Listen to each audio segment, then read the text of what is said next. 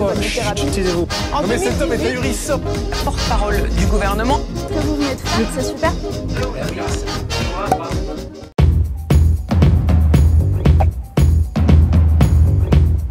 Bonjour, bonjour et bienvenue à tous. Nouvelle émission sur Juste Milieu, le duel du jour. Et aujourd'hui, j'ai la chance, le privilège de recevoir Madame Martine Vonner, députée de la 4e circonscription du Bas-Rhin, également médecin psychiatre. Madame la députée, comment allez-vous? Bonjour, très bien. Merci de m'accueillir dans votre émission. Ben avec grand plaisir, tout le plaisir est pour nous. Hein. C'est le but de Juste Milieu, vous le savez, se creuser un petit peu la caboche autour de l'actualité. Et quand on a la chance, en plus, voilà, de recevoir des personnalités comme vous, Madame Vonner, qui êtes une personnalité forte de cette crise que nous traversons actuellement. Est-ce qu'elle est derrière, est-ce qu'elle est devant? On ne sait plus trop où on en est. On va balayer tout ça, bien évidemment. Mais avant de commencer, peut-être, Madame Vonner, est-ce que vous pourrez vous présenter votre parcours, donc de médecin psychiatre jusqu'à votre entrée dans le monde politique, voilà, pour ceux qui, paraît qu'il y en a encore quelques-uns, ne vous connaîtraient pas. Donc, je suis une femme de 57 ans, mère de 3 enfants, médecin psychiatre, vous l'avez dit. Je n'avais jamais eu aucun engagement politique avant, mais beaucoup d'engagements personnels, associatifs notamment, un parcours pas tout à fait classique de médecin psychiatre, puisque j'ai travaillé dans un hôpital psychiatrique, j'ai terminé toutes mes études en tant qu'interne et ensuite assistante, tout cela en Alsace, au nord de Strasbourg, où je m'occupais de 2 services fermés notamment. Ensuite, un petit parcours du côté des tutelles, puisque j'ai été chargée de mission auprès d'agences régionales d'hospitalisation. Vous vous souvenez, pour les plus anciens d'entre nous, 1996, le plan Juppé, la création des agences régionales d'hospitalisation. Et donc, j'ai fait partie de cette belle aventure parce que réellement, avant que cela se transforme en agence régionale de santé dans les années, c'était 2005, il y avait vraiment une belle dynamique avec surtout une hiérarchie qui restait médicale. Donc, quand c'est devenu une hiérarchie terriblement administrative, j'ai pris mes jambes à mon cou pour rejoindre, j'avais été débauchée par un cabinet de chasseurs de tête, donc j'ai été rejoindre le développement, la direction de développement France d'un grand groupe privé à but lucratif, Général de Santé, qui s'appelle maintenant Ramsay Général de Santé. Et mes missions à ce moment-là étaient de repérer France entière des territoires où l'offre de soins de psychiatrie et de soins de suite et réadaptation était insuffisante. Et donc, pendant plus de 10 ans, j'ai créé des cliniques privées à but lucratif. J'insiste parce que je parle beaucoup de social, mais la question économique ne me font pas peur. Mais ce que les Français ne savent pas, c'est quand on va dans une clinique privée, on n'a pas de reste à charge. On dit toujours, oui, on ne peut pas y aller parce que ça coûte trop cher. Non, ce n'est pas vrai. Les prix de journée sont pris en charge par l'assurance maladie. Je préfère toujours le repréciser. Et donc, par ce biais-là, j'étais très souvent en contact avec des élus locaux, parce que qui dit créer une clinique psychiatrique, il faut déjà aller faire comprendre au maire d'une commune qu'implanter un établissement de cette sorte, c'est pas dangereux. Donc j'ai participé à énormément de conseils municipaux pour expliquer ce que c'était que ce type de prise en charge, et surtout toujours en partenariat public-privé, parce que je suis issue du monde du public, et pour moi, les partenaires, il ne faut pas mettre en concurrence les établissements de soins, surtout pas, mais bien les faire travailler ensemble. Et j'ai eu ce parcours-là pendant plus de 10 ans, mais à un moment, ce grand groupe privé a vu, en tout cas, son tour de table d'actionnaire changer, et on m'a dit que mes projets n'étaient plus suffisamment rentables. Très clairement, en psychiatrie, le plateau technique, c'est l'humain. Donc, 85% du chiffre d'affaires, ce sont des dépenses de personnel. Donc, on m'a demandé de faire les mêmes projets, mais avec beaucoup moins de personnel soignant. Donc, j'ai dit non. J'ai été licenciée à ce moment-là. Et j'ai immédiatement rebondi vers une aventure humaine fantastique, puisque j'ai été la directrice médicale du SAMU social de Paris.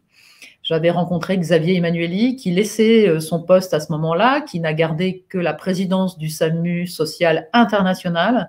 Et donc, pendant 5 ans, mon job était de manager des équipes de soins médicales et infirmières sur 6 sites dans Paris pour s'occuper du soin donné aux sans domicile fixe. Et comme dans mon équipe de médecins, il y avait une trentaine de médecins qui travaillaient au SAMU social, mais il n'y avait pas de psychiatre. Donc, je manageais la journée et la nuit, je faisais des maraudes et je faisais du soin, donc de la psychiatrie de rue. Et voilà, il y a eu des rencontres absolument extraordinaires parce que l'humain qui est dans la rue est incroyable, de richesse. Et voilà, vraiment, ça a été un moment très fort de ma carrière professionnelle. Et j'étais retournée une toute petite année dans le privé où je ne me sentais pas du tout bien quand je me suis engagée en politique, donc en 2017. D'accord. Donc, votre engagement du côté de En Marche, à ce moment-là, qui s'est arrêté autour du mois d'avril-mai 2020, parce que vous avez été la seule à avoir voté contre la stratégie de déconfinement en avril 2020. On en avait parlé sur Juste Milieu. Aujourd'hui, vous êtes dans le groupe Liberté et Territoire depuis septembre 2020, c'est bien ça, aux côtés de Jean Lassalle, d'Olivier Falorni notamment. Cet engagement politique aujourd'hui, comment vous le vivez avec effectivement ces changements, cette position courageuse que vous avez adoptée? Comment vous avez vécu ça en finalement peu de temps, en 3 ans, 4 ans? En fait, l'évolution a été assez rapide parce que voilà, à 57 ans, j'ai déjà une grande partie de ma vie professionnelle derrière moi. Et au fond, je crois que j'avais déjà fait des choses peut-être plus compliquées que d'être députée, dans le sens où j'ai toujours fait valoir mes idées, mes prises de position, mes décisions, et je n'ai jamais rien cédé. Donc, en devenant députée, j'ai vite compris que dans cette grande majorité, il n'était pas question d'avoir ses propres idées et encore moins de les défendre. Ce qui est devenu assez rapidement insupportable pour moi, non pas parce que je serais une rebelle basique, mais simplement parce que j'ai des valeurs et qu'à aucun moment je ne souhaite, en tout cas, oublier ces valeurs qui sont mon moteur au quotidien. Donc rapidement, j'avais voté, j'étais en désaccord sur la loi Asile, Immigration, Intégration, j'ai été en désaccord par rapport à l'utilisation du glyphosate, j'ai pas voté le CETA, j'ai pas voté la loi anti-casseurs. Donc je crois que j'avais déjà irrité beaucoup le groupe politique majoritaire. Mais au fond, j'étais restée un peu utile pour donner le sentiment dans ce groupe majoritaire qu'on pouvait avoir une parole libre. En tout cas, c'est ce que Gilles Legendre m'a prétendu le jour où il m'a exclue, puisqu'en effet, le catalyseur de mon exclusion a été le fait que j'ai refusé de voter le plan de déconfinement qui avait été présenté en mai 2020. Non pas que j'étais contre le fait de déconfiner les Français, mais pas de cette façon-là et surtout pas sans leur proposer un traitement précoce.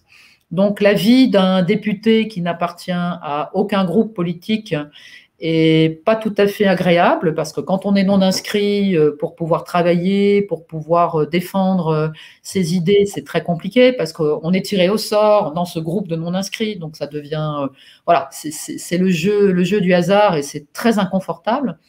Donc j'ai d'abord rejoint un autre petit groupe politique qui s'appelle Écologie, Démocratie, Solidarité, qui a eu une vie très courte parce que de la même façon, son président qui prétendait avoir des idées, on va dire, ou en tout cas une façon d'agir beaucoup plus ouverte que celle de la majorité, en fait, avait exactement les mêmes méthodes et a très vite tenté de faire pression sur moi pour m'empêcher de défendre mes idées dans le cadre de la crise sanitaire. Donc ce groupe politique, nous avons été plusieurs à le quitter et en fait, il a disparu. Il était présidé par Mathieu Orphelin, qui d'ailleurs récemment s'est pris une belle gamelle aux élections régionales. Mais bon, ça, je vais faire ma petite parenthèse. Mais à force de vouloir prétendre, voilà, faire de la politique autrement, à un moment, il faut raison garder. Il faut surtout avoir une certaine éthique personnelle. Et je me suis de nouveau retrouvée donc très très peu de temps non inscrite et j'ai rejoint ce groupe Liberté Territoire qui m'avait déjà approché en 2018 et où j'ai retrouvé d'abord, son nom l'indique, hein, des valeurs très fortes de liberté à défendre, une liberté de parole, de vote qui est respectée dans ce groupe, donc ça c'est tout à fait intéressant, et surtout aussi des collègues députés très attachés à leur territoire. Il y a les députés corses, Paul Molac qui est en Bretagne, il y a le Béarn, Jean Lassalle. Je défends l'Alsace, et notamment en Alsace avec la création de la collectivité européenne Alsace, donc c'est tout à fait passionnant. Et ensemble, nous avons récemment défendu les langues régionales. Donc voilà, on se retrouve dans une belle dynamique d'échange avec à la fois un groupe technique, mais aussi un dialogue politique qui est tout à fait intéressant. Donc aujourd'hui, ma vie politique est beaucoup plus sereine parce que on ne me met pas des bâtons dans les roues en permanence et on ne m'empêche pas de faire mon travail comme je l'entends. Et justement, peut-être une question un petit peu terre à terre, mais à l'heure où malheureusement beaucoup de Français se détournent de la politique par manque d'intérêt ou peut-être par manque de sentiment d'appartenance à tout ça, quel est comment se découpent vos journées en tant que député? Qu'est-ce que vous êtes amené à faire à peu près en quelques mots, parce que j'imagine qu'il doit y avoir beaucoup de choses, mais pour présenter ça voilà, aux citoyens, comment se passe la vie d'une députée en France? La vie d'une députée, en tout cas d'une députée qui travaille, parce que, pardon, hein, mais je crois que malheureusement, ce qui se passe, c'est qu'il y a beaucoup de députés qui arrivent dans l'hémicycle sans avoir lu les textes. Donc, pour eux, tout cela est quelque chose qu'ils prennent beaucoup trop à la légère. En ce qui me concerne, c'est vrai que j'aime bien défendre des idées, mais surtout avoir travaillé bien avant pour poser toujours mes propos sur des lectures, sur de l'argumentaire. Et ma vie se sépare en deux, entre l'Alsace et la vie à l'Assemblée nationale, donc à Paris. En général, j'y arrive le mardi matin très très tôt pour repartir le jeudi dans la journée. Ça, c'est le temps législatif. Donc à la fois en commission, je suis parlementaire et membre de la commission des affaires sociales à l'Assemblée nationale. Et donc, il y a à la fois les commissions, mais aussi les temps en hémicycle. Et par exemple, dès que j'aurai terminé ma commission cet après-midi, je serai jusqu'à minuit ce soir dans l'hémicycle pour défendre notamment le projet de loi sur les principes républicains. Et ce soir, peut-être, l'article 21 sur la défense de l'instruction en famille, parce qu'il n'est pas question pour moi de laisser passer une forme de restriction pour les parents qui font ce choix de faire de l'enseignement à domicile. Et c'est vrai que derrière ça, on entend les préoccupations du gouvernement de lutter contre le communautarisme et des enfants qui disparaîtraient de l'école publique pour aller vers des écoles coraniques. Mais je crois que c'est pas du tout en privant d'autres parents de cet accès-là à l'instruction qu'on va régler les problèmes. Donc voilà. Donc c'est en permanence. Et cet après-midi, par exemple, en commission des affaires sociales, nous traitons un projet de loi sur le droit des enfants. Vous savez que l'aide sociale à l'enfance mérite d'être totalement réformée en France. Ce projet de loi me semble un peu trop frileux, mais en tous les cas, il y a des belles idées à défendre dans ce cadre-là. Et du jeudi soir au lundi soir suivant, en général, je suis en circonscription, où là, alors bien sûr, le fonctionnement depuis plus d'1 an maintenant est un peu perturbé par les contraintes sanitaires, mais en tout cas, j'assure toujours des permanences pour les citoyens de ma circonscription. En ce moment, elles sont plutôt organisées sous forme de visio et de permanences téléphoniques, mais j'ai hâte et j'espère qu'à l'automne, je pourrai reprendre mes vraies permanences mobiles physiques. J'ai une circonscription qui a environ 60 communes qui est assez étendue. Il y a à la fois des communes très urbaines et d'autres rurales, donc les problématiques sont très différentes. En ce moment, nous sommes un peu secoués en Alsace. Il y a tout le problématique de la géothermie profonde, puisqu'il y a eu plusieurs séismes et les puits de forage, en tout cas celui qui existe, a été arrêté. Mais il y a dans ma circonscription 2 projets de forage, donc je suis très attentive à tout cela. J'avais, dans les premiers mois de mon mandat, été très active pour lutter contre un projet d'autoroute, parce que ma circonscription présente les terres les plus fertiles d'Europe. Donc j'ai vraiment, voilà, il y a du houblon, du tabac, bien sûr du maïs, mais c'est pas ça le principal. Et il y a vraiment une très très belle terre et qui produit énormément. Et de l'avoir massacrée par une autoroute totalement inutile, parce que ce grand contournement ouest, qui en fait est un projet des années 60, à l'époque où il y avait l'ère du tout camion, n'avait plus du tout sa raison d'être. Et malgré les 7 avis qui avaient été donnés, des avis non pas réservés, mais des avis négatifs, malgré toutes les enquêtes publiques qui avaient été faites et qui, elles aussi, avaient donné un avis négatif, le lobbyiste Vinci a gagné contre les citoyens et contre les quelques élus qui étaient en désaccord. Voilà. Donc, il y a vraiment des combats très forts, et puis toujours la question, voilà, il y a de l'accompagnement des étudiants, de l'accompagnement des apprentis, et puis il y a la vie d'un parlementaire qui est aussi d'inaugurer, il n'y a pas longtemps, j'ai inauguré une nouvelle école. Donc voilà, donc tout cela est véritablement passionnant. Et c'est du non-stop, y compris le samedi et le dimanche. Et en plus de tout ça, forcément, on va y venir. Hein, c'est le deuxième volet de cette émission, inévitablement, le coronavirus. Donc, difficile de faire autrement. En plus de tout ce que vous venez de nous dire sur votre activité de tous les jours, vous avez été une figure vraiment, et vous êtes une figure forte dans cette crise du coronavirus. Là encore, dans les grandes lignes, quel bilan vous faites jusqu'à aujourd'hui, voilà, le 30 juin 2021? Quel bilan vous faites de cette crise que nous traversons? Quelles sont les grandes lignes qui vous ont marqué dans le négatif, on l'imagine, mais peut-être aussi dans le positif? On le voit, notamment la mobilisation de personnalités politiques comme vous, qui n'hésitent pas à porter une parole contradictoire, plus que jamais nécessaire. Alors, peut-être la première chose qui me vient, c'est l'inutilité totale, dans une phase d'état d'urgence sanitaire, des parlementaires. Parce que la parole, en tout cas que nous serions susceptibles de pouvoir porter vers un débat fort, nourri, il n'y a plus cet espace du travail des parlementaires. Alors, le gouvernement prétend qu'il y a eu des heures et des heures de débat. Le gouvernement, en effet, s'est présenté devant nous à plusieurs reprises sous des formes, je vais citer l'article 50-1, mais qui est en fait simplement un monologue du Premier ministre devant les parlementaires, et le vote, même si 100% des parlementaires avaient voté, par exemple, contre le plan de déconfinement à l'époque, le Premier ministre ressortait et il faisait ce qu'il voulait.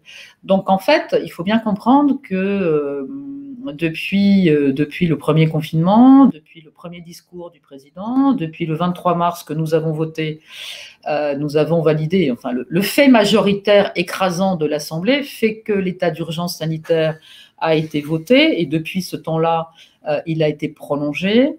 Mais tout cela, nous n'avons jamais pu apporter ni notre avis sur les horaires, sur les modalités de confinement, sur les couvre-feux, sur les essentiels et les non essentiels. Et tout cela m'inquiète terriblement. C'est-à-dire qu'à un moment de crise où justement la démocratie devrait être protégée et on devrait mettre en avant l'avis des citoyens, au contraire, la démocratie est sous cloche, elle est malmenée Parfois, quand je suis un peu en colère, il m'est arrivé de dire que nous sommes quasiment en dictature, mais quand nous n'avons plus le droit de manifester, quand il n'y a plus la liberté d'entreprendre, quand les Français sont à ce point rendus dépendants d'un État qui ne leur veut pas forcément du bien, je crois qu'on est légitime de se poser cette question.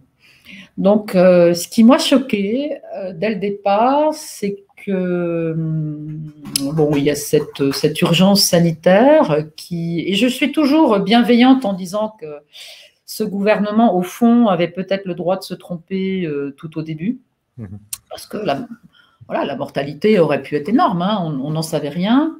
On a vu arriver cette épidémie, mais c'est vrai que ça aurait pu être Ebola.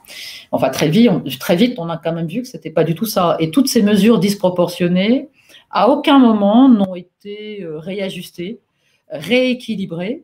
Et même encore maintenant, enfin, le chemin qui est pris est toujours plus de privation de liberté, avec des résultats qui, sur le plan sanitaire, ne sont pas du tout à la hauteur d'un pays comme la France. Et le choc du début, vraiment pour moi, a été cette mainmise de l'État sur la médecine, sur les médecins, transformant la médecine habituelle française en une véritable médecine d'État, parce que quand vous privez les médecins d'une autorisation de prescrire, en fait, c'est l'administration qui dicte aux professionnels ce qu'ils ont à faire. Alors déjà, c'est très choquant. Les médecins qui connaissent quand même très bien leur métier en France, ils sont extrêmement bien formés, ils prêtent le serment d'Hippocrate, ils sont quand même là pour, on va dire, administrer le traitement le plus juste et en leur âme et conscience et en prenant leurs responsabilités. Et ce primum non nocere qu'on a tous en tête quand on devient médecin a été totalement bafoué et c'est le ministre de la Santé qui a dicté en fait une prise en charge qui était tout à fait inadaptée. Et qui a fait que beaucoup de personnes, et moi j'appartiens, enfin en tout cas je suis élue dans une région où on a eu à subir vraiment de plein fouet la première vague dans le Grand Est, et de voir autant de gens qui ne pouvaient pas accéder à des soins précoces par décision politique, pour moi c'est ce qui m'a fait me lever immédiatement et cofondé avec 4 autres médecins ce fameux collectif qui s'appelle Laissons les médecins prescrire. Et aujourd'hui, il y a plus de 30 000 professionnels de santé, toutes catégories confondues dans ce collectif. Et on voit maintenant, avec tout ce recul et avec tout l'accompagnement que nous avons pu faire des patients, des résultats assez remarquables en promulguant à la fois des soins précoces et aussi, voilà, n'oublions pas que même l'Académie de médecine avait parlé de prévention en santé, et des choses aussi simples que la vitamine D et le zinc sont des molécules qui permettent de protéger, de renforcer l'immunité et de protéger les personnes. Donc on a eu vraiment ce blocage du soin. Et puis après, tout ce qui a entraîné aussi, alors là c'est avec mon regard de psychiatre, cet impact sur le psychisme des individus.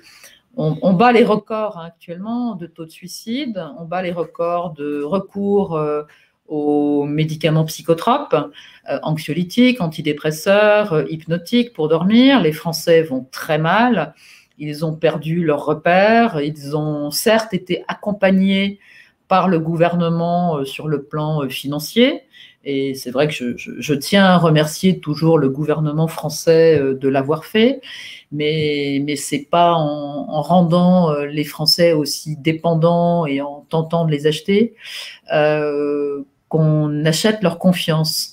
Et on l'a vu d'ailleurs, peut-être qu'on y reviendra, on l'a vu récemment avec les 2 tours des cantonales et des régionales, à quel point les bureaux de vote ont été désertés par des citoyens qui ne font absolument pas confiance ou plus confiance dans les femmes et les hommes politiques de ce gouvernement. Et justement, dans tout ce que vous dites, au milieu de tous ces paramètres-là, quel rôle peut-on attribuer aux médias, finalement, qui on le voit, ont quand même un semblant de parti pris, ou en tout cas, on a un travail journalistique qui ne se fait pas vraiment au bout, ne serait-ce que, par exemple, aux mensonges avérés que le gouvernement a pu émettre, par exemple, par rapport à la question du port du masque dans les premiers temps, que Sibeth Ndiaye, Olivier Véran lui-même disait que le masque ne servait à rien, qu'il était réservé aux membres, enfin, non, pas ça, pardon, que le masque était réservé au personnel de santé ou autre, et des injonctions qui ont été complètement contradictoires. Peu de médias, à ce moment-là, ont fait la chasse à ces contradictions, là où, en revanche, vous, par exemple, avez été la cible de nombreux médias qui n'hésitaient pas à aller traquer des points de détail, par exemple sur ce que vous venez de dire, sur le nombre de membres de votre collectif de 30 000. Je crois que c'est l'AFP qui disait non, finalement c'est 4 000, ceux qui ont en fait donné leur nom, ce que vous avez expliqué derrière chez Nexus, il me semble. Donc, on a d'un côté un acharnement terrible, vous sur le professeur Raoult et de nombreuses autres personnalités, et de l'autre côté, quand souvent il s'agit du gouvernement, on a un travail journalistique qui semble déjà un petit peu plus frileux. Quel rôle vous attribuez aux médias au milieu de tout ça? Je crois que les médias, malheureusement, qui devraient avoir, si les journalistes gardaient leur éthique professionnelle, qui auraient dû jouer un rôle de quatrième pouvoir. En tout cas, aujourd'hui, les médias qu'on appelle volontiers mainstream n'ont pas fait preuve du tout de la moindre envie d'information équilibrée, en tous les cas, des citoyens. Et tout à l'heure, vous me disiez, il y aura peut-être quelques éléments positifs à retenir de cette crise. Je crois que justement, on a vu fleurir beaucoup de médias libres. Alors, il y a d'un côté des lanceurs d'alerte, et puis après, il y a des personnes comme vous, comme d'autres, qui essayent d'apporter, on va dire, une autre forme d'information, de prendre déjà un peu de temps, de permettre à vos interlocuteurs de développer leurs pensées, leurs idées, parce que j'avais commencé quand même à faire quelques plateaux. Il y avait BFM, etc., CNews qui m'avaient interviewé plusieurs fois. Tout s'est interrompu en avril 2020. Mais de toute façon, c'était à chaque fois extrêmement... non pas frustrant, parce qu'en tant que psychiatre, j'arrive bien à gérer ma propre frustration, mais en tous les cas, voilà, en permanence, j'étais coupée, il y avait des contradicteurs, on ne pouvait plus leur apporter des réponses. Donc tout cela est une machinerie qui n'est là que pour conforter la pensée unique. Et je trouve ça, là aussi, extrêmement dangereux dans un pays qui se dit pleinement démocratique. Après, on sait très bien que les médias sont tous financés à peu près de la même façon et qu'il y a là sans doute quelques menaces. En tout cas, je sais, je donne juste toujours cette anecdote pour illustrer. Assez rapidement, donc c'était en avril, il y a des journalistes, deux journalistes qui avaient attrapé le Covid et qui ont été consultés des médecins du collectif et qui ont dit très clairement que s'ils invitaient, on va dire, les fondateurs de Laissons les médecins prescrire, et ils ont notamment cité mon nom, ils étaient menacés de licenciement. Donc on a compris très très vite que la censure était pleinement en marche. J'insiste sur le en marche dès le début. Et c'est très dangereux parce que les citoyens ne sont pas dupes aujourd'hui. Les citoyens essayent, et bon, voilà, Internet et le confinement qui les a laissés derrière leurs ordinateurs et leurs écrans pendant de longues semaines a fait qu'ils cherchent eux-mêmes les informations, etc. Et alors bien sûr, il faut en permanence décrypter l'information qui est donnée. Il faut aller vérifier ses sources. C'est vrai que dans une vie parlementaire, j'essaye, on va dire, à 98% de vérifier mes sources. Ça m'est arrivé peut-être l'une ou l'autre fois. Là encore, vous citiez, on va dire, le fait que la presse n'était pas tout à fait sympathique avec moi. Encore hier, il y a eu un article du Monde, les décodeurs du Monde qui ont été fouillés, une petite vidéo que j'ai fait, une petite vidéo tout à fait sympathique que j'ai pu faire à l'arrière d'un taxi parce que le chauffeur de taxi m'avait reconnu et était, voilà, avait envie que j'envoie un message à l'ensemble des chauffeurs de taxi. Et j'ai évoqué, on va dire, les effets secondaires de la vaccination et notamment ce que j'avais pu lire au travers des médias australiens, parce que j'ai de la famille en Australie. J'avais évoqué que certaines compagnies aériennes se posaient des questions quant à l'accès aux avions des gens vaccinés. Bon, bien sûr, ils ont été fouillés, ils auraient trouvé que aucune compagnie aérienne n'avait jamais dit ça. Bon, moi je trouve que de toute façon, c'est pas inintéressant de rendre les personnes de toute façon très, très, très attentives à leur propre santé, parce qu'on sait très bien aujourd'hui que les vaccins, malheureusement, ont beaucoup d'effets secondaires de type thrombose, phlébite, du coup embolie pulmonaire, etc. Et on sait très bien que quand on est dans un avion, pour des tas de raisons, déjà parce qu'on est assis pendant plusieurs heures, mais aussi parce qu'il y a des effets de pressuration, voilà, il y a des risques notoires de thrombose. Donc voilà, donc tout cela n'est pas complètement dénué de bon sens, mais à chaque fois, ils vont aller vérifier toujours dans le même sens. Je n'ai jamais vu un seul titre de médias qui, depuis un an, aurait valorisé, j'allais dire, mon combat, mes prises de position, et aurait pu dire, bon, ok, peut-être que l'une ou l'autre fois, Madame Vonner aurait pu se tromper, mais globalement, elle fait du bon boulot. Ben non, j'ai jamais lu ça, donc moi j'attends, je leur tends une perche, hein. Peut-être que ça arrivera un jour. Mais justement, sur cette question-là de médias aujourd'hui qui presque se font les détenteurs de la vérité, on le voit avec les décodeurs du Monde, Check News chez Libération, ces journalistes qui prétendent démêler vraiment le vrai du faux, le fact-checking, comme il faut dire en anglais. Est-ce qu'il n'y a pas un véritable risque, déjà au sein des médias, mais aussi au sein de la population, de voir se confronter des gens qui, de bonne foi, hein, sans aucun doute, mais pensent tous détenir la vérité? Et on voit s'installer comme un climat assez explosif, même au sein des citoyens, où on a ce qui n'est plus un débat, ce qui devient presque une dispute entre ceux qui veulent se faire vacciner et ceux qui ne veulent pas, là où finalement tous les arguments pourraient s'entendre et on pourrait justement installer un débat, une réflexion, que chacun puisse nourrir son opinion, mais sans vraiment penser détenir la vérité, ce qui semble assez effrayant quand même. Tout à fait. En fait, j'avais déjà évoqué l'affaire Dreyfus quand on parlait de traitement, d'hydroxychloroquine, etc. Mais là, je crois qu'on a franchi encore un cap supplémentaire avec cette histoire de vaccination. Le gouvernement a réussi un truc, une seule chose, vraiment très très bien, c'est de diviser. Diviser la population française. Le gouvernement a terrorisé, le gouvernement a culpabilisé, le gouvernement a infantilisé. Et l'effet de tout cela, maintenant, c'est que, en effet, dans les familles, on en vient à se disputer. Je pense que chacun, on a peut-être perdu des amis. Et en fait, vous me donnez l'occasion de dire et de répéter ce que je vais prendre le temps de dire, c'est que d'abord, je n'ai personnellement aucun conflit d'intérêt ou lien d'intérêt avec les sociétés pharmaceutiques, et que je n'ai jamais été anti-vaccin. D'ailleurs, j'avais, en 2018, défendu, en tout cas soutenu Agnès Buzyn dans son projet de faire entrer les 11 vaccins de façon obligatoire dans la loi.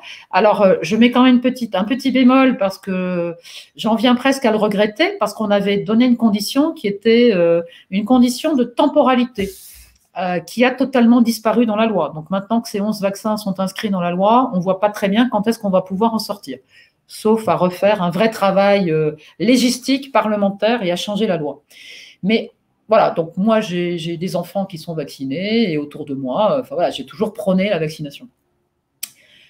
Actuellement, je ne dis pas aux citoyens qui me posent la question « n'allez pas vous faire vacciner ». Par contre, je prends le temps et je le fais beaucoup en circonscription, ça m'arrive de le faire même dans le TGV, etc., de prendre le temps d'expliquer, et pour bien expliquer les tenants et les aboutissants de cette injection, on va dire, avec du matériel génétiquement modifié, parce qu'en fait, c'est plutôt de cela dont il s'agit, il faut facilement 30 minutes pour expliquer qu'actuellement, on est quand même encore en phase expérimentale sur les 4 vaccins qui sont utilisés en France, que normalement, les personnes doivent avoir un consentement libre et éclairé, qu'ils doivent signer.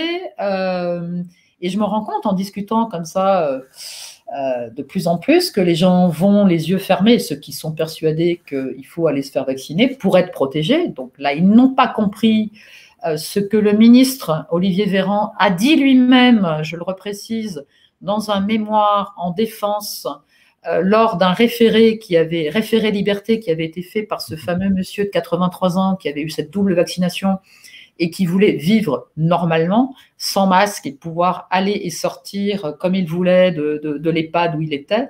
Et donc le ministre lui-même a bien expliqué que cette vaccination ne protégeait même pas des formes graves, n'empêchait pas d'être contaminé et n'empêchait pas les contaminations interindividuelles.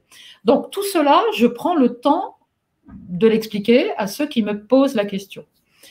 Et surtout, quand ils me disent oui, mais c'est pour être plus libre, et puis c'est obligé dans le pass sanitaire. Donc là aussi, je leur réexplique comment est construit ce pass sanitaire et qu'il y a 3 conditions et que la vaccination, c'est une des conditions. Mais si on n'est pas vacciné, on peut voyager en ayant ou un PCR ou un vieux PCR positif avec un certificat de rétablissement. Et tout cela, en fait, les personnes, là encore, on se rend compte que les médias ne vont que dans un sens, parce que les personnes de bonne foi pensent qu'en allant se faire vacciner, elles seront protégées. Et peut-être même qu'elles protégeront les autres. Elles ne comprennent pas du tout que ce n'est pas de cela dont il s'agit, et elles ne comprennent surtout pas aussi il n'y a jamais eu autant d'effets secondaires.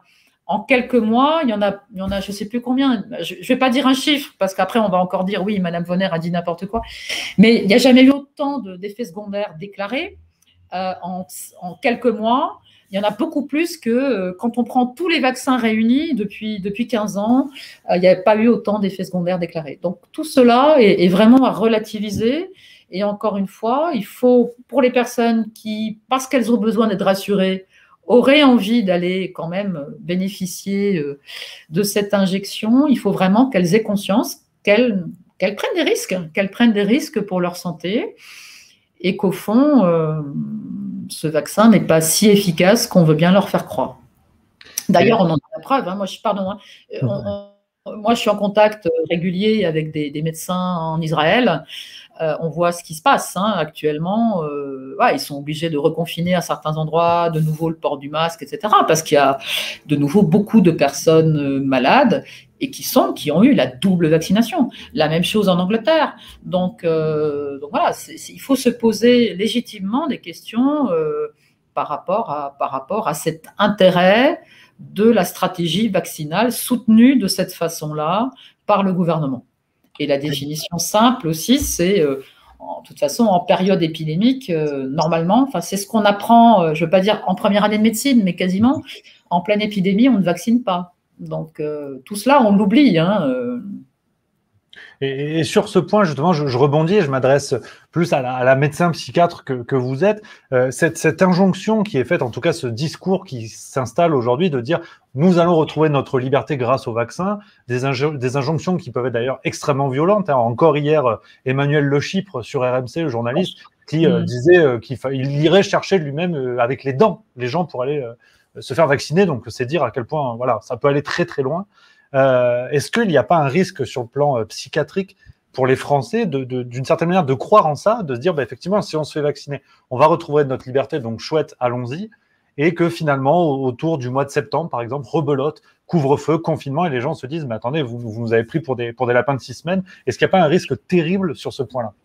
C'est dommage qu'ils ne soient pas déjà en train de se dire ça maintenant, parce que ça fait depuis plus d'1 an qu'on leur fait avaler n'importe quoi. On voit toutes les mesures contradictoires permanentes et l'affirmation d'une médecine non scientifique est sortie de je ne sais où. Parce que maintenant, on avait parlé à un moment de cette vaccination en disant qu'il faudrait une immunité collective de 40 à 60%. Maintenant, le discours du ministre de la Santé, c'est qu'il faut une immunité de 90%. Il a pris position récente pour la vaccination des soignants. Donc, on voit qu'on est dans une espèce de marche en avant pseudo-délirante, je pèse mes mots, et quand on entend des essayistes, économistes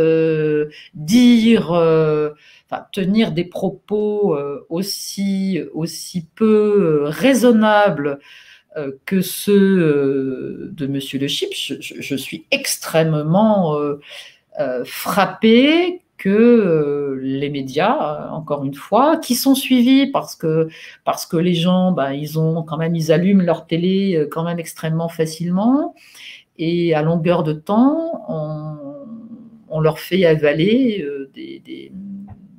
beaucoup de choses pas suffisamment éprouvées scientifiquement, ou en tous les cas, ils suivent parce qu'ils ont envie, parce qu'ils prennent pas forcément le temps de s'informer, parce que ils ont envie aussi, maintenant, ça fait plus de 18 mois que ça dure, ils ont envie d'en sortir, de cette vie qui est quand même assez insupportable. Et ils pensent en toute bonne foi, pour beaucoup d'entre eux, que d'aller vers cette vaccination pourra les libérer. Mais ils n'ont pas le recul suffisant pour regarder, ou en tout cas aller chercher de l'information sur ce qui se passe à l'étranger, sur certains pays qui n'ont jamais confiné et pour lesquels il y a eu nettement moins de personnes décédées qu'en France, etc. etc. Et la chose que j'aime rappeler aussi, c'est que si vraiment le gouvernement avait voulu être bienveillant vis-à-vis de la population, il aurait commencé par mettre tous les moyens vers les soignants, vers l'hôpital. Aujourd'hui, cette gestion de crise coûte à l'État français quasiment 450 millions d'euros par jour. Avec cette somme-là, je crée un hôpital tous les jours. Et au contraire, non seulement ils n'ont pas renforcé les soignants, alors il y a eu des petites primes, il y a eu le renforcement des 180 €, etc. Mais aujourd'hui, on sait qu'il y a, on sait qu'il y a eu beaucoup d'oubliés d'ailleurs, et on sait surtout qu'on continue à fermer des lits dans les hôpitaux français. Donc, à l'automne, je ne vais même pas parler de 4e vague Covid, mais à l'automne, s'il y a de nouveau d'autres maladies chroniques, et là on voit que le confinement a entraîné un surpoids des individus, donc des individus qui sont plus hypertendus, qui développent des diabètes, donc toute cette recrudescence de maladies chroniques méritera aussi peut-être à un moment des temps d'hospitalisation, plus malheureusement les cancers non suffisamment dépistés, etc., etc. Donc il faut des lits, il faut une offre de soins. Alors est-ce qu'au fond, le gouvernement ne souhaite pas la fin de l'hôpital public? Est-ce qu'on ne va pas aller vers une médecine? Alors déjà comme ça, je ne suis pas du tout sûre que les Français soient tous égaux par rapport à l'accès aux soins, mais en plus de ça, est-ce qu'on ne va pas voir arriver des sociétés privées qui vont reprendre en main une gestion hospitalière? Et pour aller jusqu'au bout de ce raisonnement, je suis très inquiète par rapport à l'avenir même de la sécurité sociale. Parce qu'une sécurité sociale qui a dû rembourser, et qui continue d'ailleurs à rembourser des tests PCR inutiles, etc., etc., on était à peu près à l'équilibre des comptes de la sécurité sociale en 2018. Là, le déficit est abyssal.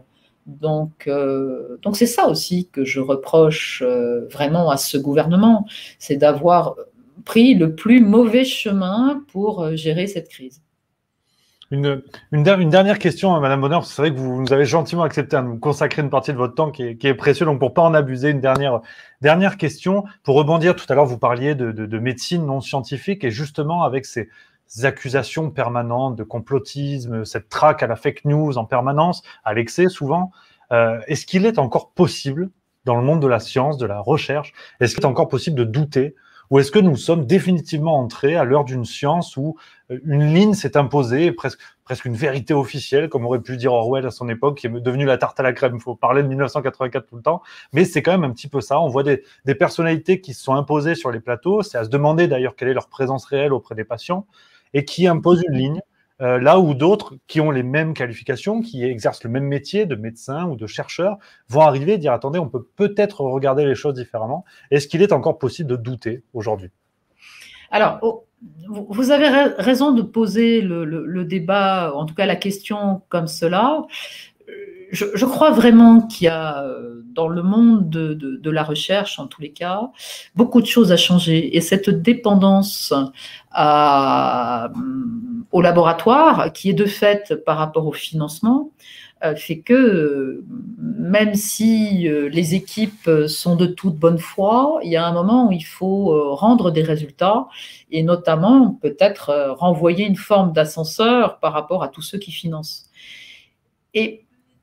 Et pourquoi on a à ce point massacré et le traitement précoce et tous ceux qui prétendaient que ce traitement précoce, et qui prétendent toujours, puisque quel que soit le variant, le traitement précoce continue à fonctionner.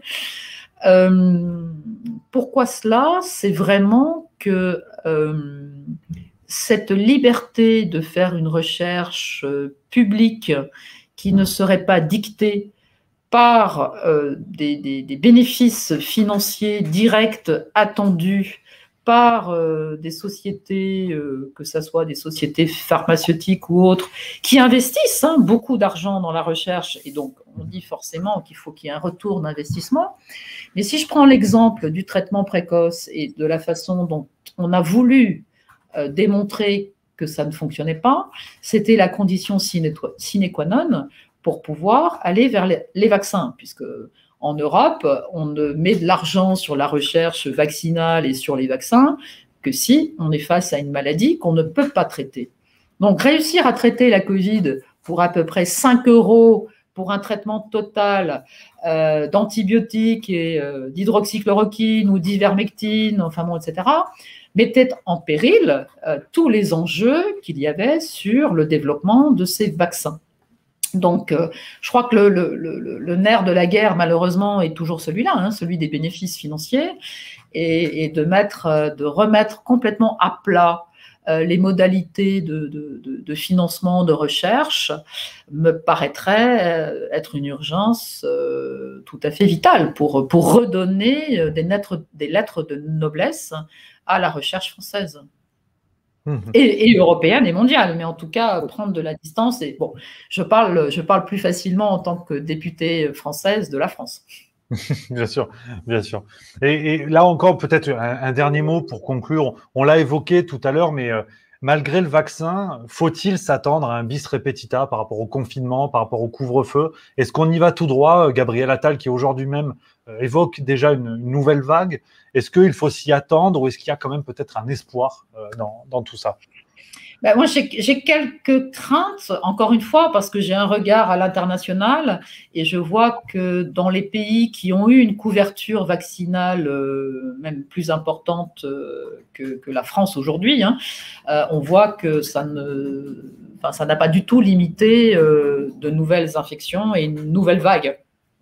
Alors, est-ce que c'est une vague réelle de Covid ou est-ce que, en fait, beaucoup de scientifiques ont mis en avant l'impact aussi de ces vaccins vers un affaiblissement de l'immunité naturelle. Donc, est-ce que là aussi, on n'est pas face à des personnes qui, certes, ont peut-être des anticorps par rapport à la fameuse protéine spike du Covid, mais qui, parallèlement à ça, auraient une immunité très affaiblie et pourraient tomber malades de façon avec des tableaux cliniques plus graves, plus forts. Je suis très prudente parce que je n'ai pas forcément l'assurance de tout ce que je suis en train de dire, mais c'est vrai que c'est Première chose qui ressortent aujourd'hui, hein, encore une fois, en Israël, en Angleterre, dans d'autres pays qui ont un meilleur taux vaccinal que le nôtre. Et ce qui explique aussi, parce que les personnes ne sont pas tout à fait naïves, aujourd'hui, les Français ne sont plus enclins, pour certains, d'aller faire la deuxième dose, et pour d'autres, j'en connais plein, qui ont annulé complètement les rendez-vous de vaccination. Il y a les effets secondaires, mais ils voient aussi que malgré tous les vaccins, ils sont toujours obligés de porter le masque, ils sont toujours obligés, enfin voilà, il risque d'y avoir, et si le gouvernement le dit déjà de façon aussi claire, et sans doute au travers de leur boule de cristal, ont-ils peut-être même la date du prochain reconfinement. Enfin, en tout cas, tout cela, c'est pas comme ça qu'on gère une crise sanitaire. C'est pas en mettant vraiment de la sécurité partout. Je crois qu'il faut prendre des risques et il faut savoir évaluer à leur juste valeur les risques, et il faut surtout apporter les bonnes réponses. Or là, je crois que ce gouvernement cumule en tout cas beaucoup d'incompétents, beaucoup de personnes qui ne sont pas du tout à leur place en tant que ministre. Et je crois que la sanction des urnes récente a été très cruelle, mais révélatrice de ce que les citoyens français eux-mêmes pensent de la politique aujourd'hui. Effectivement, on peut parler sans mauvais jeu de mots de gifle électorale. En tout cas, Martine Vonner, un immense merci d'avoir participé à cette émission. On arrive au bout, on va vous libérer. Vraiment un grand merci d'avoir répondu à toutes ces questions. Voilà, c'est bien quand on prend le temps, qu'on s'engueule pas comme sur le plateau et tout. Ça fait plaisir. Donc un immense merci. Ça fait plaisir. Voilà. Ça fait plaisir d'avoir le temps. Et puis j'ai presque envie de vous dire rendez-vous à l'automne.